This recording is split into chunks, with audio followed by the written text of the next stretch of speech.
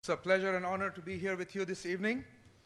And first of all, I myself, with a group of our brothers and sisters from the Christian background, really like to thank the Islamic Circle of North America and the local people who have organized this unique event.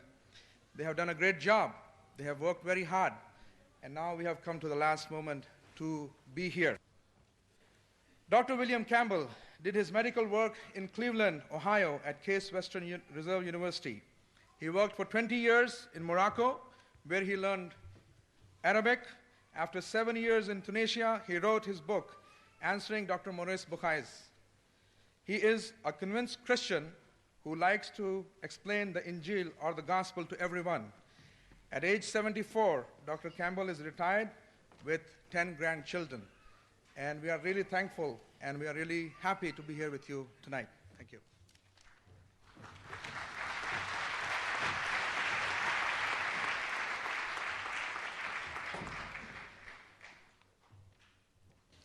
On behalf of the Islamic Research Foundation, I, Dr. Muhammad Naik, am pleased to be amongst you all along with Dr. Zakir. It's a pleasure to be here for this unique event and have the good pleasure of having scholars like Dr. William Campbell, Dr. Jamal Badawi,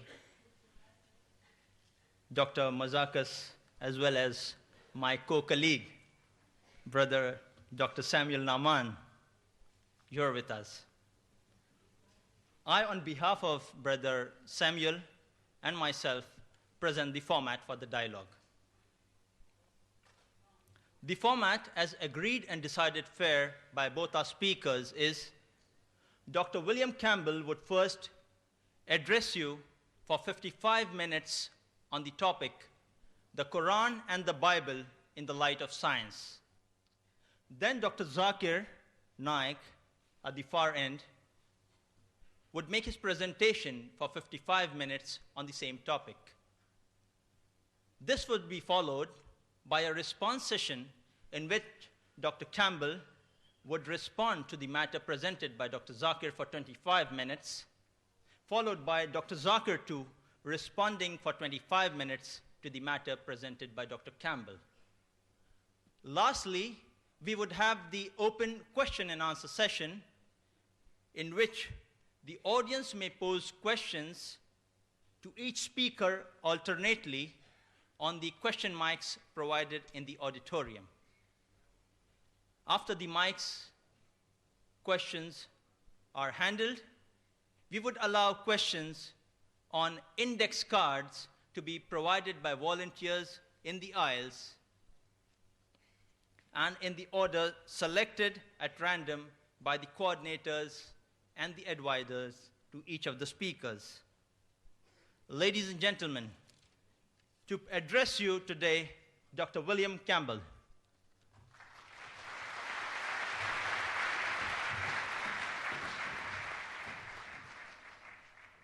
Greeting to Dr. Naik, who almost surely came the farthest. Greeting to Sabil Ahmed and Mohammed Naik. And greeting to the organizing committee. Calling this the ultimate dialogue is a bit of an exaggeration, but it is good advertising. And greetings to you, the audience. I'd like to also bring greetings in the name of Yahweh, or better known as Jehovah, the great creator God who loves us. I wish to start by speaking about words. Tonight we are going to speak about the words of the Bible and the words of the Qur'an. The scholars of modern linguistics tell us a word, a phrase, or sentence means what it meant to the speaker and the person or crowd of people listening. In the case of the Qur'an, what it meant to Muhammad and those listening to him. In the case of the Bible, what it meant to Moses or Jesus or those listening to them. To check this, we have the context of all the usages in the Bible or the Qur'an. In addition, there is the poetry and letters of that century. For the Gospel, the 1st century AD. for the Qur'an, the first century of the Hijra. If we are going to follow the truth, we may not make up new meanings. If we are seriously after truth, there are no permissible lies. Here is an example of what I am talking about. You can have the first slide here.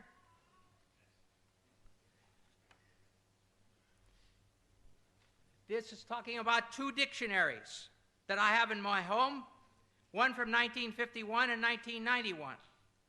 In these two dictionaries, the first meaning, pig, a young swine of either sex, is the same. The second meaning, any swine or hog, any wild or domestic swine, it's the same. Third, the flesh of swine, pork, is the same. Then the meaning, a person or animal of piggish habits, it's the same. A person who is gluttonous. And down here, pouring metal into a pig for pig iron is the same. But over here is a new meaning, a police officer. You call the police officers pigs. All right, the question is, in the Torah, it says you can't eat pigs. Well, can I turn around and say, oh yes, that means police officers, you can't eat police officers? Of course not. In the Qur'an, Allah says can't eat pigs. Can I translate it, can't eat police officers? No. It's wrong. It would be stupid. It would be lying, actually. Muhammad did not mean police officers. Moses did not mean police officers. We may not have any new meanings. We must use the meanings known in the 1st century AD for the Bible, or that is for the Gospel, and the 1st century of the Hijra for the Qur'an. Now let us look at what the Qur'an says about embryology. Oh, sorry, got the wrong thing.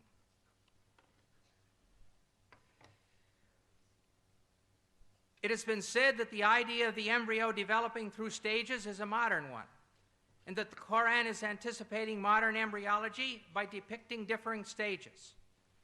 In a pamphlet entitled Highlights of Human Embryology by Keith Moore, Dr. Moore claims the realization that the embryo develops in stages in the uterus was not discussed or illustrated until the 15th century.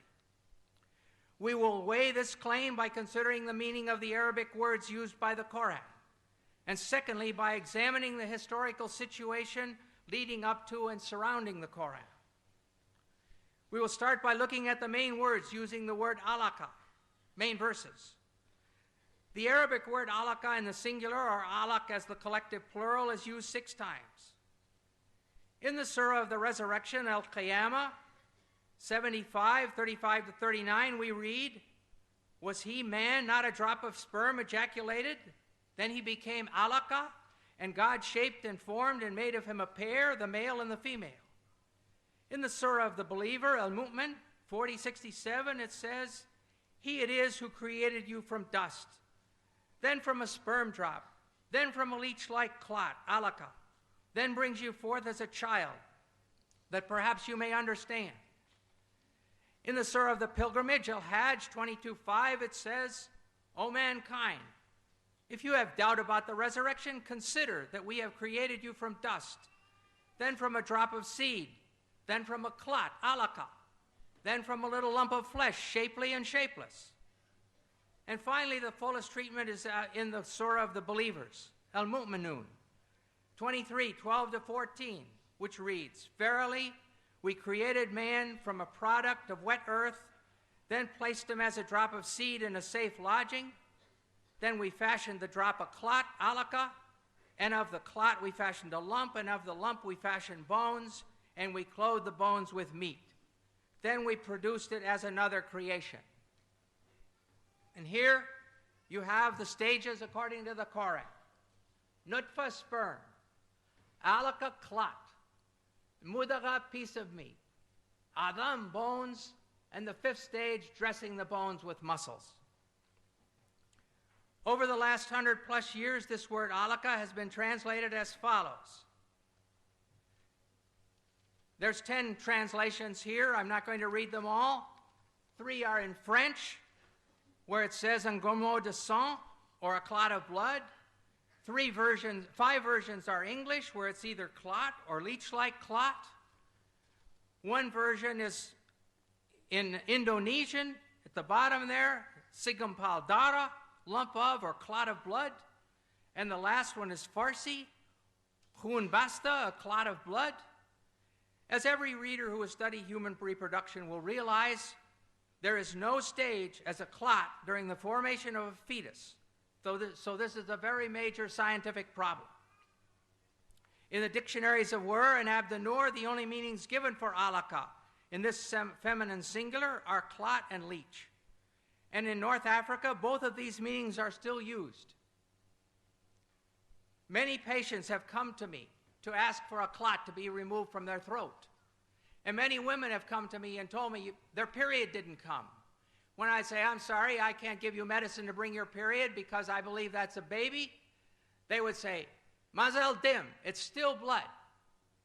So they were understanding these ideas of the Qur'an. Lastly, we must consider the first verses which came to Muhammad in Mecca. These are found in the 96th surah called alak, clots, from the very word that we're studying. In 96:1-2 we read, proclaim, in the name of your Lord who created man from alak. Here the word is in the collective plural. This form of the word can have other meanings because alak is also the derived verbal noun of the verb alaka. The verbal noun usually corresponds to the gerund in English, as in the sentence, swimming is fun. Therefore, we could expect it to mean hanging or clinging or adhering. But the 10 translators listed above have all used clot, or congealed blood, in this verse too. In spite of the number and qualifications of these translators who use the word clot, the French doctor Maurice Bucaille has sharp words for them. He writes, what is more likely to mislead the inquiring reader is once again the problem of vocabulary. The majority of translations describe, for example, man's formation from a blood clot. A statement of this kind is totally unacceptable to scientists specializing in the field. This shows how great the importance of an association between linguistic and scientific knowledge is when it comes to grasping the meaning of Quranic statements on reproduction. Put in other words, Bucaille is saying, nobody has translated the Qur'an correctly until I, Dr. Bucaille, came along. How does Dr. Bucaille think that it should be translated? He proposes that instead of clot, the word alaka should be translated as something which clings, which would refer to the fetus being attached to the uterus through the placenta. But as all you ladies who've been pregnant know, the thing which clings doesn't stop its clinging to become chewed meat. It keeps on being the thing which clings, which is attached by the placenta for 8.5 months. Thirdly, these verses say that the chewed meat becomes bones, and then the bones are covered with muscle. They give the impression that first the skeleton is formed, and then it is clothed with flesh, and Dr. Bucaille knows perfectly well that this is not true. The muscles and the cartilage precursors of the bones start forming from the somite at the same time. At the end of the 8th week, there are only a few centers of ossification started, but the fetus is already able to make muscular movement. In a personal letter from Dr. T.W. Sadler, who's associate professor in anatomy and the author of Langman's Medical Embryology, Dr. Sadler states, at the 8th week post-fertilization, the ribs would be cartilaginous, not bone, and muscles would be present. Also at this time, ossification would just begin. Muscles would be capable of some movement at 8 weeks. It's always better to have 2 witnesses, so we shall see what Dr. Keith Moore has to say about the development of bones and muscles in his book, The Developing Human. Extracted from chapters 15 and 17, we find the following information. The skeletal system develops from mesoderm. The limb muscles develop in the limb buds that are derived from this somatic mesoderm. We see that here on this slide. It's difficult perhaps to see, but there's the limb bud. And then here there's just a little bit of cartilage. with the muscles around. Here there's more cartilage. And this is the whole, the bones are formed and in the form of bones, but it's all cartilage. No bones yet.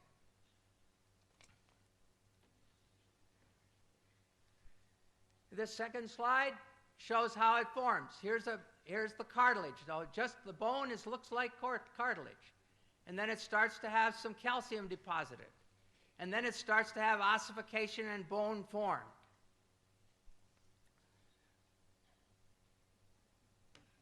As the bone models form, I want to go back to this. As the bone models form, myoblasts develop a large muscle mass in each limb bud, separating into extensor and flexor muscles. In other words, the limb muscles develop simultaneously from the mesenchyme surrounding the developing bones. So there's the cartilage, and here are the muscles developing around the cartilage. During a personal conversation with Dr. Moore, I showed him Dr. Sadler's statement, and he agreed that it was absolutely valid. Conclusion: Dr. Sadler and Dr. Moore agreed. There is no time when calcified bones have been formed and then the muscles are placed around them. The muscles are there several weeks before there are calcified bones, rather than being added around previously formed bones as the Qur'an states. The Qur'an is in complete error here. The problems are far from being solved. Let us return to alaka. Dr. Moore also has a suggestion. He says another verse in the Qur'an refers to the leech-like appearance and the chewed-like stages of human development. From this definition, Dr. Moore has gone ahead to propose that a 23-day embryo, 3 millimeters long, that's 1/8 of an inch. I can hardly put my fingers that close together without touching. This is Carnegie stage 10, shown on the inside cover of Moore's book. This is the beginning, and here's the sperm entering the egg. So that's stage 1. Comes down here to stage 6 in the 2nd week. And here's the 3rd week. And there's stage 10, and here's day 23. And this is what Dr. Moore wants to say looks like a leech. If we look further, though, and look at the X-ray, here's day 22, and the backbone is still open. And when we look at day 23, the backbone is open there, and it's open there, and the head is wide open. It doesn't look like a leech at all. And if you keep on, and this is a diagram of it. The head is open, the rostral neuropore. And finally, this diagram shows there is the 20-day embryo. It's got a yolk sac, it's got an umbilicus. It doesn't look like a leech at all. The problem, the great problem with these new definitions for the word alaka is that no confirming examples have been provided from the Arabic used in the centuries surrounding the Hijra. The only way to establish the meaning of the word is by usage. The only way to establish whether the singular form alaka can mean a 3 millimeter embryo or the thing that clings is to bring sentences demonstrating this usage from the literature of the Arabs of Mecca and Medina close to the time of Muhammad, especially from the language of the Quraysh. This will not be an easy task because much work has already been done on the clear Arabic of the Quraysh. The early Muslims understood intuitively the need to know exactly what the Quranic words mean, and for this reason they made comprehensive studies of their language and poetry. Hamza Bucaille, former rector of the main mosque in Paris, brought up this subject at a conference on the one God in Montpellier in 1985. He posed the question to the audience: has the comprehension of the text of the Qur'an known at the time of Muhammad remained stable? And his answer was, ancient poetry shows that it has. We can only conclude, if the verses which bring spiritual comfort and hope to Muslims have remained stable, then the scientific statements embedded in those verses must also be accepted as stable, unless new evidence can be brought forward. This is especially important since some of the verses say that this information is a sign. The surah of the believer, as we saw above, says, He it is who created you from dust, then from a sperm drop, then from a clot, alaka, that perhaps you may understand. And in the surah of the pilgrimage, he said, O mankind, if you have doubt about the resurrection, consider. Therefore, the question must be asked. If it was a clear sign to the men and women of Mecca and Medina, what did they understand from the word alaka, which would lead them to faith in the resurrection? The answer. We are going to examine the historical situation leading up to the time of Muhammad to see what Muhammad and his people believed about embryology. We will start with Hippocrates. According to the best evidence, he was born on the Greek island of Kos in 460 BC. And he has stages. His stages are as follows.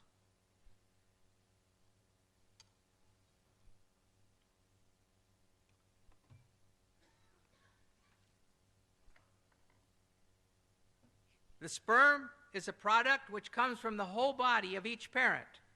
Weak sperm coming from the weak parts, and strong sperm from the strong parts.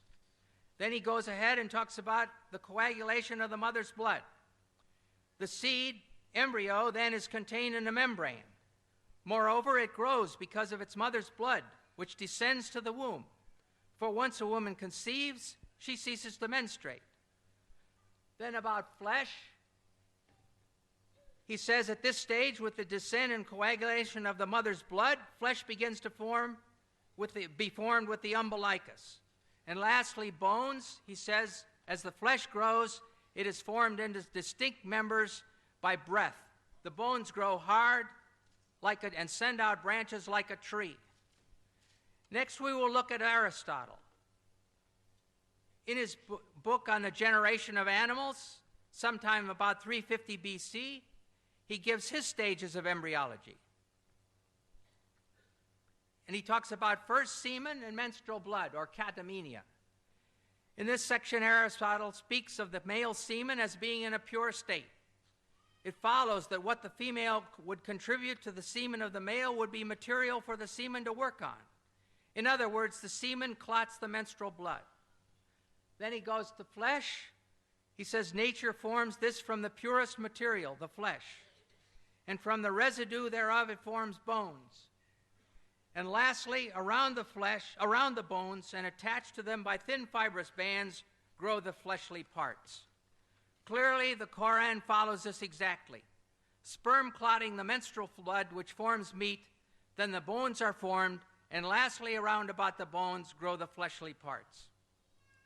Next, we will consider Indian medicine. The opinion of Charaka in 123 AD and Susruta is that both the male and female contributed seed. The secretion of the male is called the sukra, semen.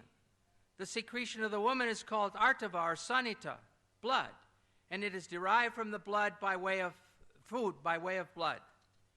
Here we see that in the medicine of India, they too had the idea that the child was formed from semen and blood.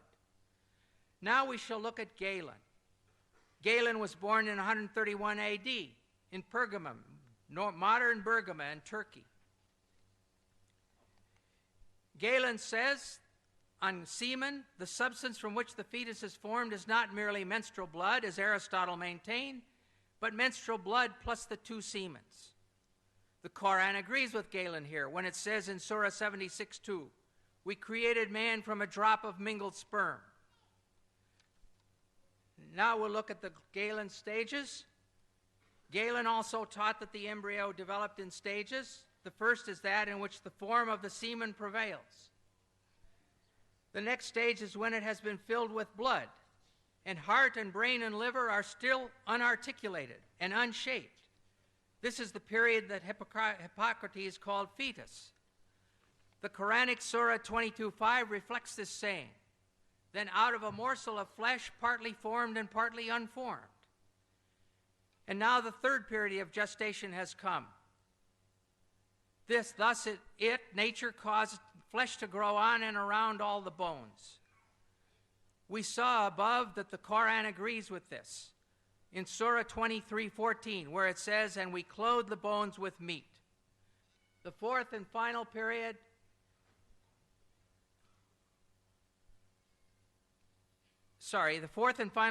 is at the stage when all the parts in the limbs have been differentiated.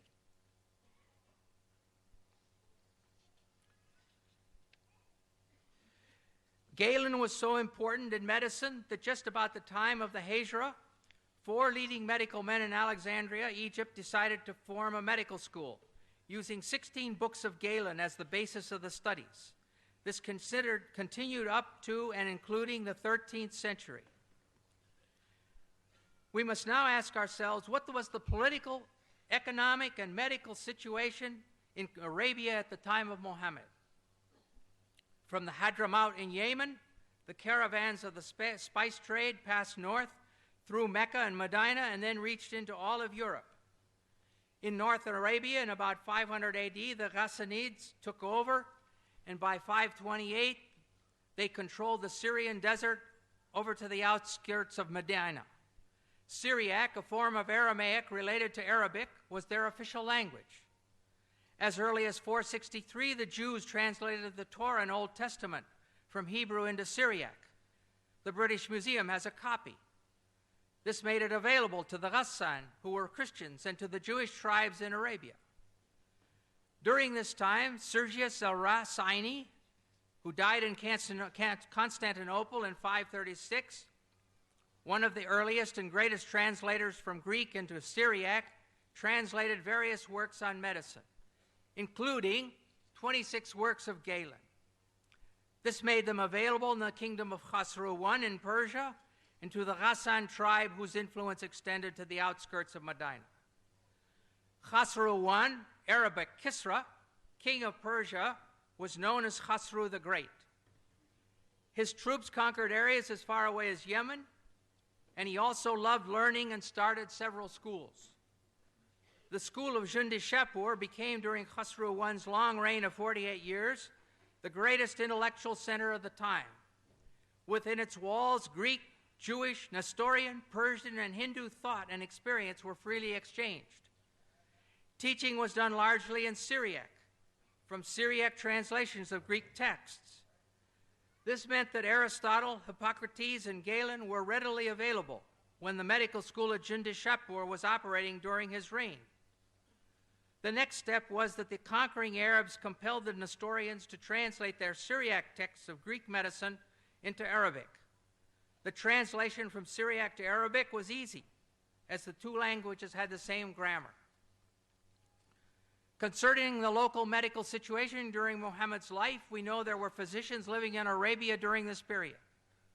Harith ben Khalada was the best educated physician trained in the healing arts. He was born about the middle of the 6th century at Taif in the tribe of Bani Thaqif. He traveled through Yemen and then Persia, where he received his education in the medical sciences at the great medical school of Jundi-Shapur, and thus was intimately acquainted with the medical teachings of Aristotle, Hippocrates, and Galen. Having completed his studies, he practiced as a physician in Persia, and during this time he was called to the court of King Khosrow, with whom he had a long conversation. He came back to Arabia about the beginning of Islam and settled down at Taif. While there, Abu al-Khair, a king of Yemen, came to see him in connection with a certain disease, and on being cured, rewarded him with much money and a slave girl. Though Harith ben Khalada did not write any book on medicine, his views on many medical problems are preserved in his conversation with Khosrow. About the eye, he says that it is constituted of fat, which is the white part. And then the second is constituted with water, which is the black part, and of wind, which constitutes the eyesight. Well, these things we know to be wrong now, but this was Greek thought. All this goes to show the acquaintance of Harith with the Greek doctors. Summarizing the situation in a few words in his book, Histoire de la Médecine Arabe, Dr. Lucien Leclerc writes, Harith ben Khalada studied medicine at Jundi-Shapur, and Muhammad owed to Harith a part of his medical knowledge. Thus, with the one as well as the other, we easily recognize the traces of Greek medicine. Sometimes Muhammad treated the sick, but in the difficult cases, he would send the patients to Harith. Another educated person around Muhammad was Nadir bin Harith.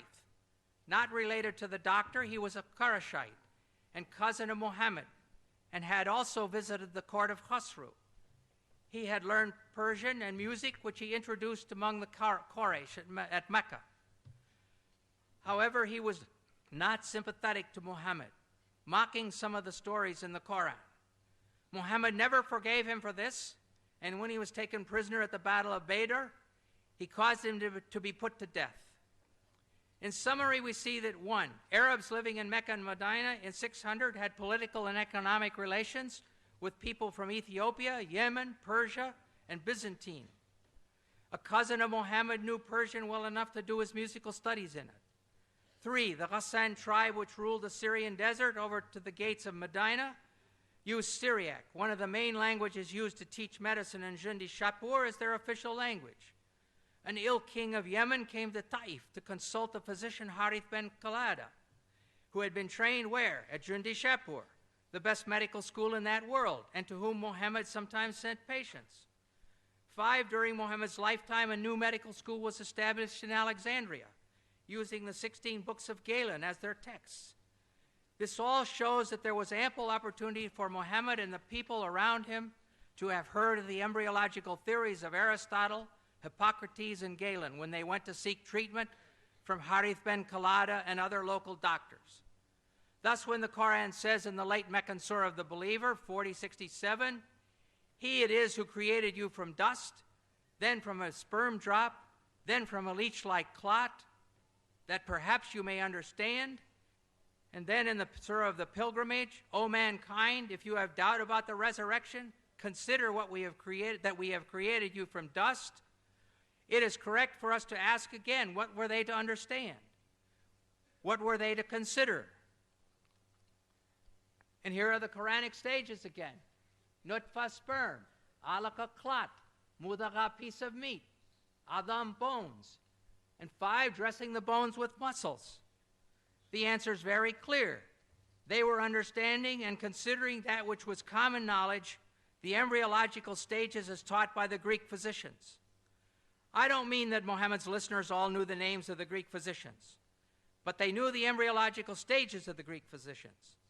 They believed that the male sperm mixed with the female menstrual blood to cause it to clot, and this became the baby. 2, they believed there was a time when the fetus was formed and unformed. 3, they believed the bones formed first and then were covered with muscle. Allah was using that common knowledge as a sign encouraging the listeners and readers to turn to Him. The trouble is that this common knowledge was and is not true. Arab physicians after Muhammad. We must now look at 2 well-known physicians from the period after Muhammad. Obviously, they had no effect on the Qur'an, but they demonstrated that faith in the embryological ideas of Aristotle, Hippocrates, and Galen continued among the Arabs right up to the 1600s. If the correct translation of alaka is leech-like substance, as modern Muslims like Shabir Ali claim, there is no place where these post-Quranic doctors said so. In fact, it's just the opposite. The ideas of these Greek physicians were being used to explain the Qur'an, and the Qur'an was quoted to enlighten the meaning of the Greek physicians. The human being takes its origin from 2, this is speaking about Ibn Sina, or Avicenna. The human being takes its origin from 2 things: the male sperm, which plays the part of factor; the female sperm, first part of the menstrual blood, which provides the matter. Thus we see that Ibn Sina gave the female semen exactly the same role that Aristotle had assigned to the menstrual blood.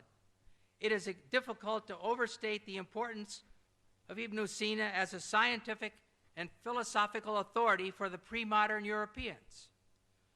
Then we're going to look at Ibn Qayyim al-Jawziyah. Ibn Qayyim took full advantage of the agreement between Quranic revelation and Greek medicine. This is not very clear, probably, but the Hippocrates is in purplish. And the Qur'an is in bold type, green.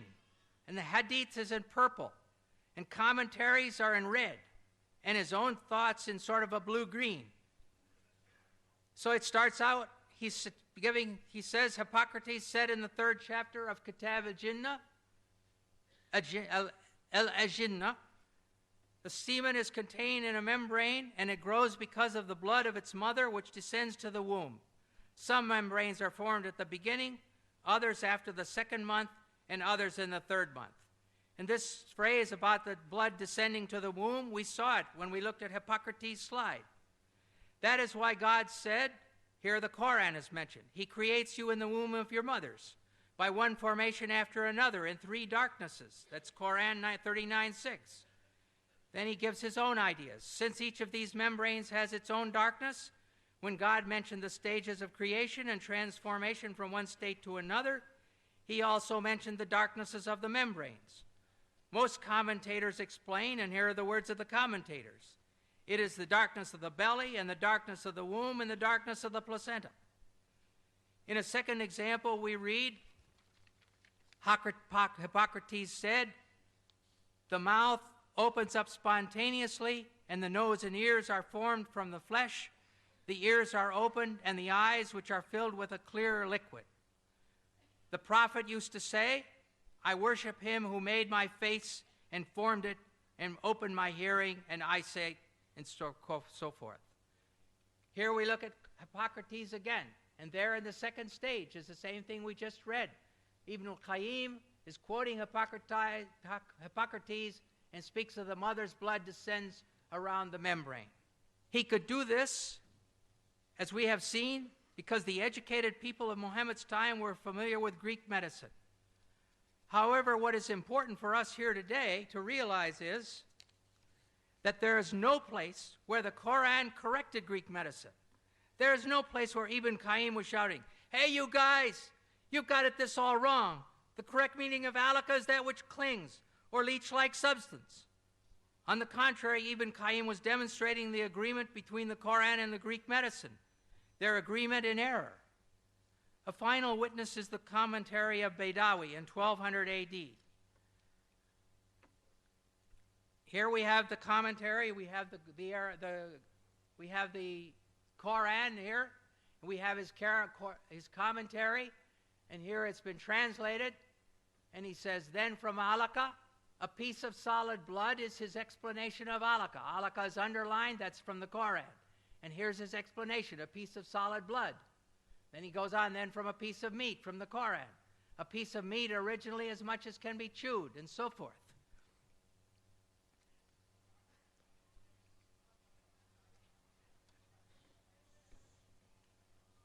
As I mentioned at the beginning of this study, it has been said that the idea of the embryo developing through stages is a modern one, and that the Qur'an is anticipating modern embryology by depicting differing stages. Yet we have seen that Aristotle, Hippocrates, the Indians, and Galen have all discussed the stages of embryological development during the 1,000 years before the Qur'an. And after the coming of the Qur'an, the account of the different stages, as described by the Qur'an and the Greek doctors, was carried on in the teachings of Avicenna and Ibn Qayyim, and is essentially the same as that taught by Galen and those preceding him. Concerning the bone stage, it's clear, as Dr. Moore demonstrated so capably in his textbook, that muscles start forming from the somites at the same time as the cartilage models of the bones. There's no bone stage where there's a skeleton sitting here and then the muscles are plastered around it. It is equally clear that alaka in the Qur'an means clot, and that the Quraysh who heard Muhammad speaking understood him to be referring to the menstrual blood as the female contribution to the developing baby. Therefore, we can conclude that during all these years, the Quranic verses on embryology, saying that man is created from a drop of sperm which becomes a clot, were in perfect accord with the science of the 1st century of the Hijra, of the time of the Qur'an. But when compared with the modern science of the 20th century, Hippocrates is in error, Aristotle is in error, Galen is in error, and the Qur'an is in error. They are all in serious error.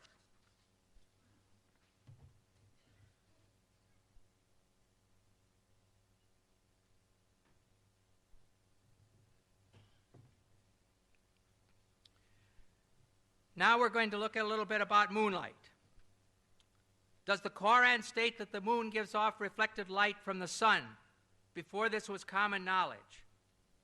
In the Surah of Noah, 71, 15, 16, it says, "See ye not how Allah has created the seven heavens one above another, and made the moon a light, nur, in their midst, and made the sun as a lamp, siraj?"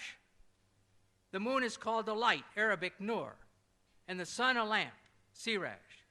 Some Muslims claim that since the Qur'an uses different words speaking about the light of the sun and the light of the moon, it reveals that the sun is a source of light, while the moon only reflects light.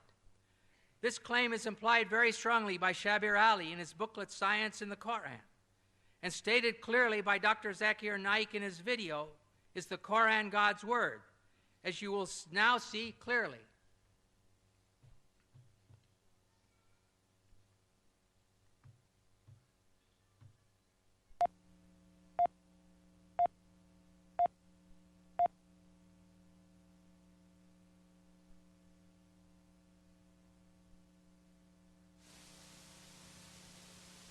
The light that we have, the light that we obtain from the moon, where does it come from?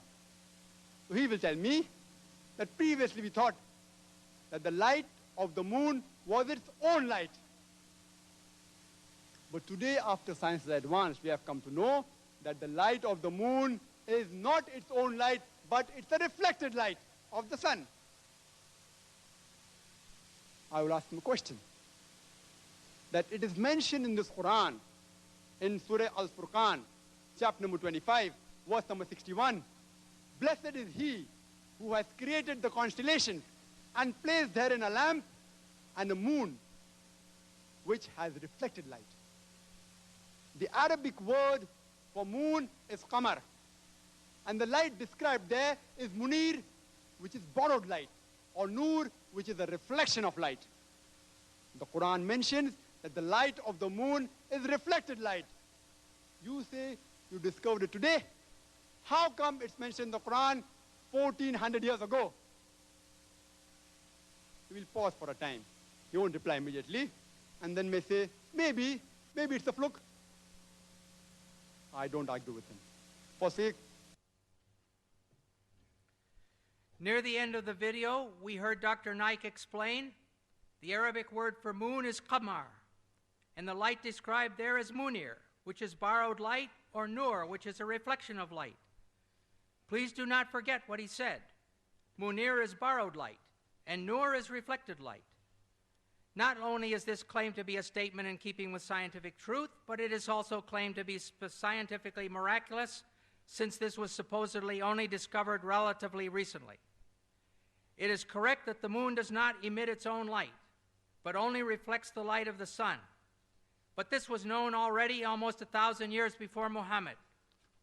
Aristotle, in about 360 BC, discussed knowing that the earth was round by its shadow on the moon. He could see the earth's shadow crossing the moon if he knew that moonlight is reflected light. If you still insist that this is a miracle of scientific knowledge, then we must ask ourselves, do the Quranic words themselves support this claim? Siraj. First we shall look at Siraj. In Surah Noah, which was read above, in Surah Al-Furqan 25:61, it is simply lamp, referring to the sun. In Surah An-Naba 78:13, Sirajan Wahjan means a dazzling lamp, again indicating the sun. The words nur and munir come from the same Arabic word, root. The word munir is used 6 times in the Quran. 4 times, Surahs Al-Imran 3:184, Al-Hajj 22:8, Luqman 31:20, and Fatir 35:35.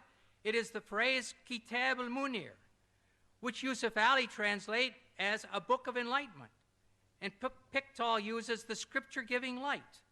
Clearly, this indicates a book which is radiating the light of knowledge.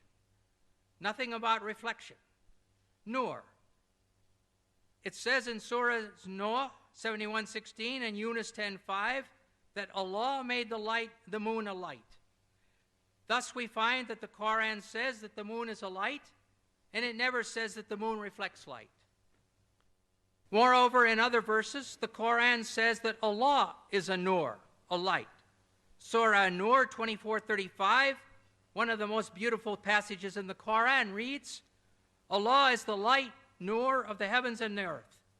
The parable of his light is as if there was a niche, and within it a lamp, the lamp enclosed in glass, the glass as it were a brilliant star, and so forth. Thus we see that the word nur is used for both the moon and Allah. Are we going to say that Allah gives off reflected light? I think not. But if you continue to insist that nur, used for the moon, means borrowed or reflected light, and we saw above that Allah is the light, nur of the heavens and the earth, what is the source of this light, siraj, of which Allah is only a reflection? Think about it. If Allah is named nur or reflected light, who or what is the siraj? Well, the Qur'an tells us who the siraj is, but the answer will shock you.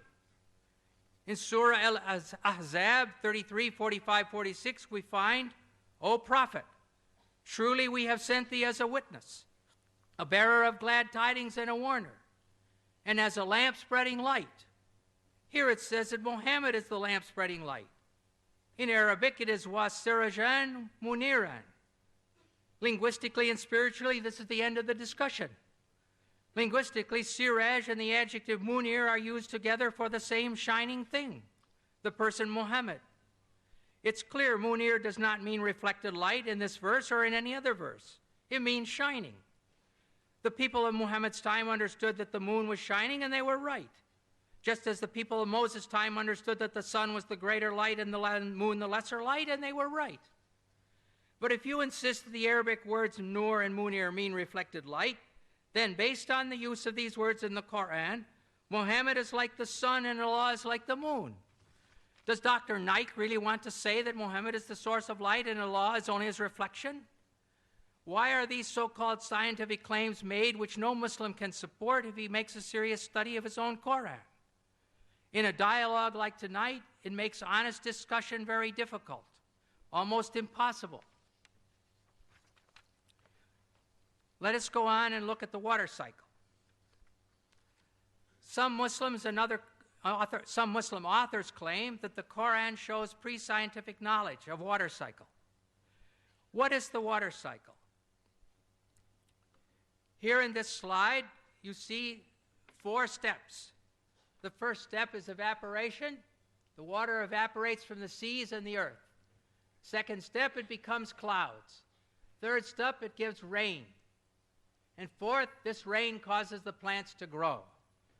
This is all very straightforward, and everybody knows 2, 3, and 4. Even if they live in a town, they know that clouds come and rain comes and their flowers grow. But what about step 1, the evaporation? You can't see it. It's difficult. And the Qur'an does not have step 1.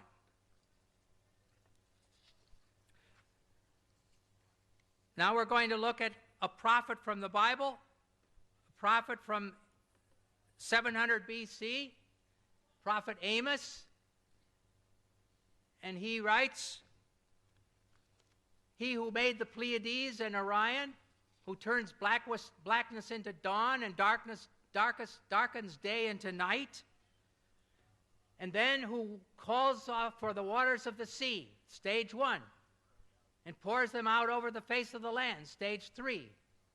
The Lord Yahweh is his name. And one other prophet is Job. In 26, 28, at least 1,000 years before the Hijrah, he says, "How great is God, beyond our understanding. The number of his years is past finding out." Stage 1, he draws up the drops of water, which distill from the mist as rain. That's stage 3. And then the clouds are mentioned, stage 2, which pour down their moisture and abundant showers fall on mankind. So here in the Bible, this difficult stage 1 is there from more than 1,000 years before the Qur'an. Now let us go on and look at mountains. The Qur'an has more than a dozen verses stating that God placed firm and unmovable mountains on the earth. And in some of these verses, the mountains are listed as either a blessing for believers or a warning for the unbelievers. One example of this is found in the Surah Luqman, 31:10-11, where the mountains are one of 5 warnings. It says, He has created the heavens. It says He has created the heavens without supports that you can see, and has cast alaka onto the earth firm mountains, rawasiya, lest it should shake with you. In the prophets, the Al-Anbiya, 21:31, as one of 7 warnings, we read, and we have set on the earth firm mountains, lest it should shake with you, with them. Finally, in the B, Nahl 16:15, says, and He has cast alaka onto the earth firm mountains, rawasiya, lest it should shake with you. We see then that the believers and unbelievers are told that Allah has done this great thing. He's thrown down and placed the mountains so that the earth will not shake violently with them. Therefore, we must ask ourselves, what did they understand? In the next 2 verses, another picture is given. The news, An-Naba 78:6-7. Have we not made the earth an expanse and the mountains as stakes, al-jibala otadan, as those used to anchor a tent in the ground? And then the overwhelming, al-ghashiyah, 88:17-19. Do they, the unbelievers, not look at the mountains, al-jibal, how they've been pitched like a tent? Here men are told that the mountains are placed as tent pegs. Tent pegs keep the tent stable. So again, the idea is put forward that the mountains will keep the earth from shaking. A third picture is presented in the word rawasiya, used for mountains.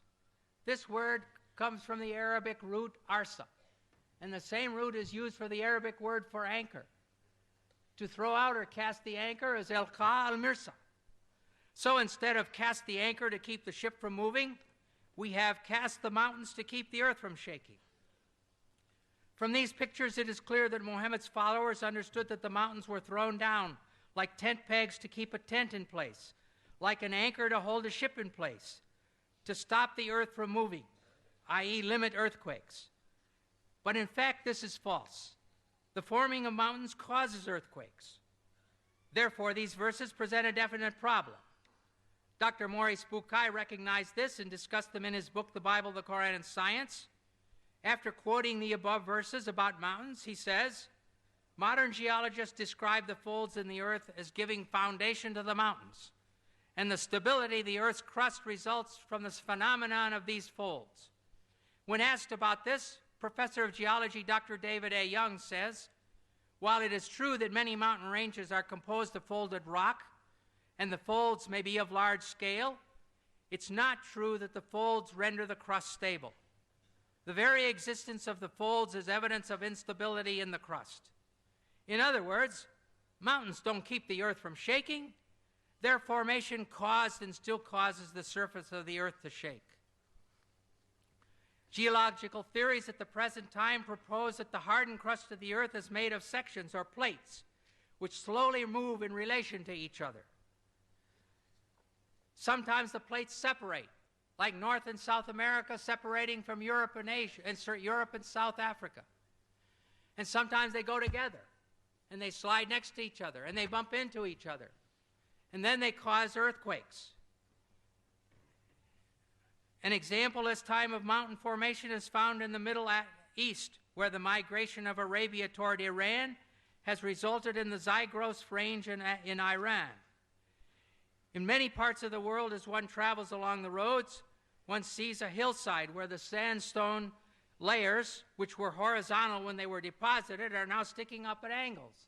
And so here you can see these sandstone layers, which were horizontal in the beginning, now they're sticking up at 75 degrees, where they were pushed up there by an earthquake, by the mountains being formed.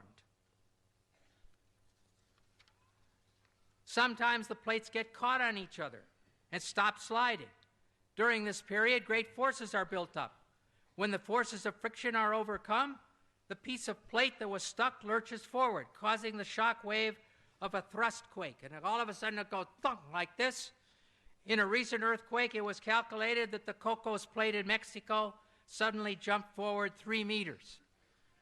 Well, if your house suddenly jumped 3 meters, it would be a catastrophe. Another type of mountain is that formed by volcanoes. Lava and ash from inside the earth are thrown out and piled up until a high mountain is formed, even from the bottom of the sea. And we can see this kind of action in this picture. I hope you can see it. Not clear, is it?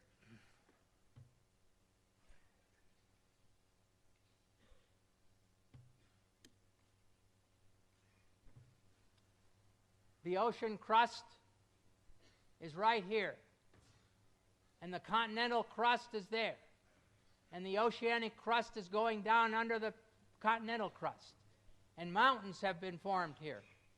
Here's a volcano, and here is the magma or the molten rock going up through the volcano. And here's another volcano with magma going up. And so this is how the mountains are formed and earthquakes are formed.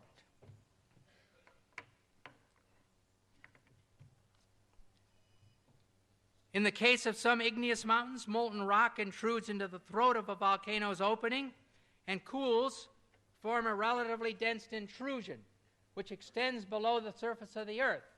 So if this got stuck and sealed, then it would be like a plug. However, it's not a root. It does not bear the weight of the mountain. It's really a plug. Therefore, on occasion, pressure builds up under the plug, and the volcano explodes, as happened in the South Pacific at Krakatoa in 1883, when the whole island was blown away. And it happened in Mount St. Helena in our days, when the mountain was blown away. We can conclude from this information that mountains were formed originally with movement and shaking, and that now, in the present, earthquakes are caused by their continued formation. When the plates buckle over each other, there are earthquakes. When the volcanoes erupt, there can be earthquakes. However, it is clear that the followers of Muhammad were understanding these verses to say that Allah threw the mountains down as tent pegs or anchors to keep the earth from shaking. Throwing the mountains down into the earth may be poetry, but to say that mountains keep the earth from shaking is a severe difficulty, which is out of step with modern science. Now we're going to take a little look at what the sun says about the Qur'an says about the sun.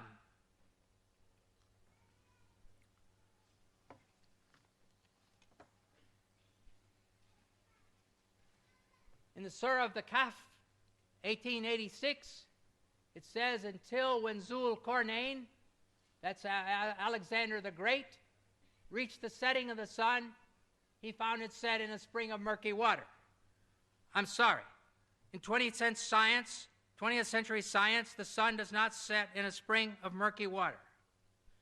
And then in the criterion, Al-Furqan 25:45-46, it says, hast thou not turned thy vision to thy Lord, how he prolongs the shadow? If he willed, he could make it stationary. Then do we, God, make the sun its guide. What about this? As the sun's, if you think of the sun overhead, you have no shadow or a little tiny shadow. And then as the sun goes down, your shadow gets longer on the other side. Well, the sun is stationary in relation to the earth. It's not what causes the shadow to shift. The rotating earth guides the shadows. So if you demand 20th century accuracy, the surah should say, the rotating earth causes the shadows to change. I will look at a different subject, Solomon's death. Whether this is science, I don't know. Maybe sociology. Solomon's dead. He's propped up on his staff. It says the jinns worked for him as Solomon desired. Then when we decreed death upon Solomon, nothing showed them his death except a little creeping creature of the earth, which gnawed away his staff. And when he fell, the jinns saw clearly how, if they had known the unseen, they would not have continued in the humiliating penalty of work. So here's Solomon. He's dead. He's propped up on his staff, like a wakaf in Morocco, overseeing only a road gang. And no cook comes to ask him for what he wants for dinner. And no general comes for orders. And none of his nobles come to say, let's go hunting. No one notices. I'm sorry, I do not believe this story. And it won't fit 20th century sociology or 7th century sociology, where the king would never be left alone like that. Now finally, let us look at milk.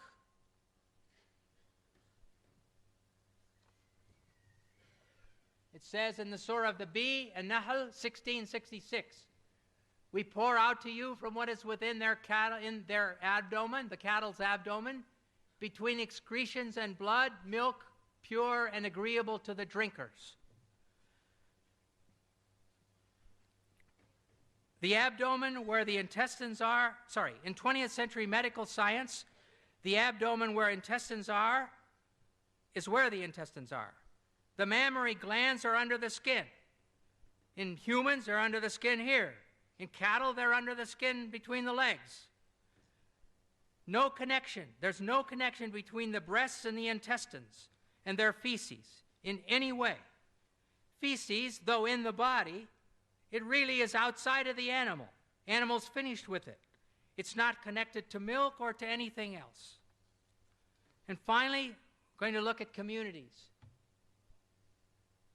The Surah of the Cattle, Al-An'am 638, there is not an animal on the earth, nor a being that flies on two wings, but forms communities like you.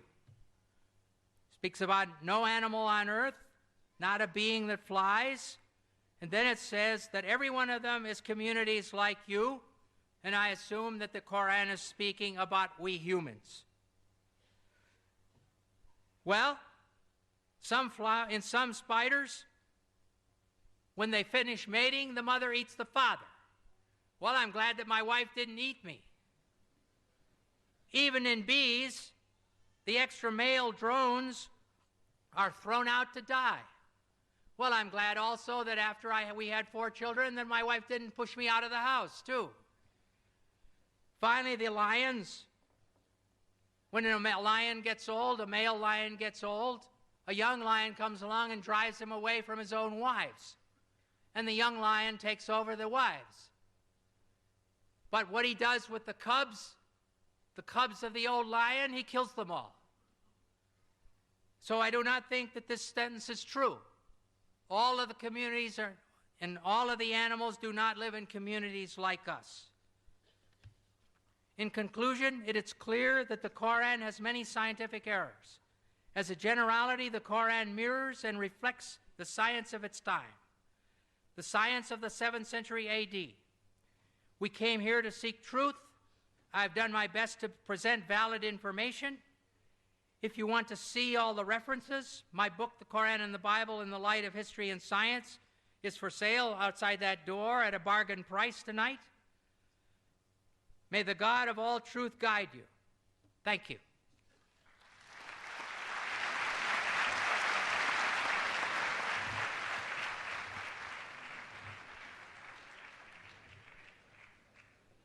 Thank you, Dr. Campbell, for your presentation.